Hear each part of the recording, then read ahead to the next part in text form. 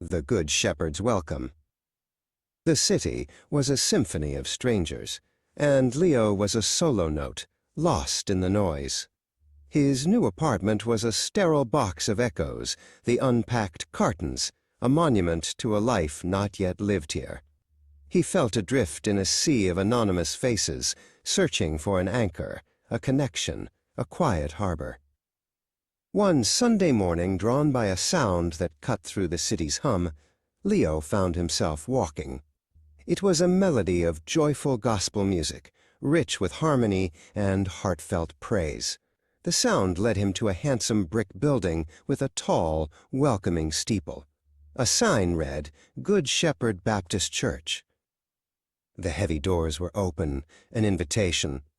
Hesitantly, Leo stepped inside. The room was alive, not just with music, but with a vibrant tapestry of faces. Every shade of skin, every generation, from all walks of life stood together. Their collective spirit was a palpable warmth that began to thaw the chill of his loneliness. At the front, a man with a commanding presence and a gentle spirit spoke. This was Pastor Will Milbury. His sermon wasn't just of Scripture, but of community, of building bridges in a divided world. His words were not a soft blanket, but a spark, igniting a sense of hope and purpose. After the service, as people mingled, Pastor Milbury made his way through the crowd directly to Leo. "Welcome," he said, his handshake firm, his smile genuine. "We're a mixed bunch here, but we believe our differences make our family stronger. There's a place for you here." Leo began to weave his own thread into the church's tapestry. He spent Saturdays working in the community garden, his hands in the soil next to an elder who shared stories of her homeland. He joined discussion groups where challenging questions were met with respect and open hearts. The label of newcomer soon faded.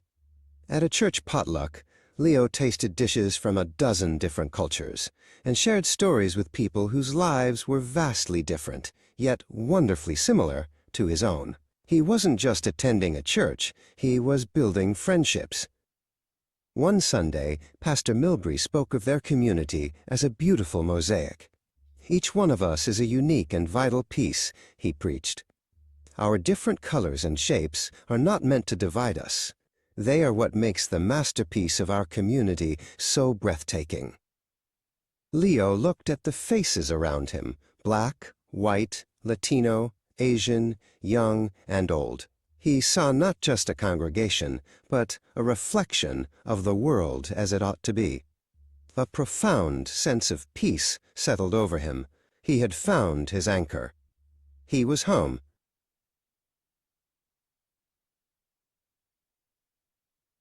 Weeks later, at a local coffee shop, Leo noticed a young woman staring into her cup, the familiar look of loneliness in her eyes.